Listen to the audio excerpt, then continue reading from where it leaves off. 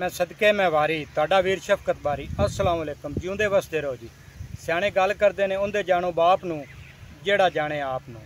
एडियां एडियां वड्डियां डिग्रियां चाहिए हुई हैं। तालीम साढ़े कोल इन्नी कोई घनी हो गई है, जिन्नू पुछो 16 पढ़िया होया 12-14।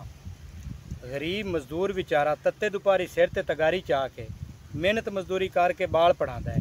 किसान जिमीदार जमीना ठेके ते दे बह वेच के ते पुत्तर पढ़ाता है। पढ़ लिख के जदों वड्डी नौकरी लग जाता है, वड्डे ओहदे ते वग जाता है, मगरू प्यो जदों मिलन जाता है मोड़ो आदि सियाण की करांदा है बई ये बंदा साडे पिंड दा मेरे जानन वाला है। हाय हाय उसले प्यो दा की दिल करदा है मैं आदे सीने च गोली मार लवां। बंदिया तेरी पछाण, तेरी तालीम, तेरी नौकरी तेरा ओहदा नहीं है, तेरी पछाण अदब सी जेड़ा तू उस प्यो दा नहीं कीता। अबलीस जेड़ा सी वो फरिश्तियां दा उस्ताद आ। की गल उहदे कोल तालीम थोड़ी सी, उन्हें अदब नहीं किया, अज भी शैतान है। तेरी पछाण बंदिया अदब है। तालीम कारां कोठियां बंगले नौकरियां ये तेरी पछाण नहीं। बंदे दी पछाण उनका अदब है। बई तेरे हाथ पैर अदब नाल चलन, तू मूँहों बोलें अदब नाल बोलें, निक्के दा प्यार करें वड्डे दा अदब करें। इत्थे की हुंदा है मैं तेनू दसना।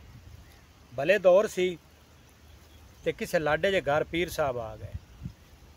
मुरीद घर को नहीं आ, मुरीद नहीं आई। उनकी पीर की खातरदारी वास्ते ना उन्हें करारे चावल पकाए, नाल चिट्टे लूण वाले, मक्खण का पेड़ा, नाल गुड़ की रोड़ी। पीर खावन लग्या जदों बुरकी चाही ना ते चावल तत्ते आन पीर दे हथ सड़े।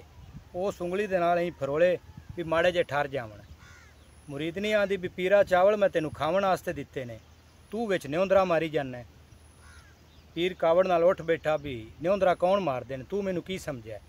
भूए बाहर निकलिया ना ते अगा मुरीद भी खड़ोता। पीरा हट ते रोटी तो खा ला। हो सका तेरी जनानी आ कार की है।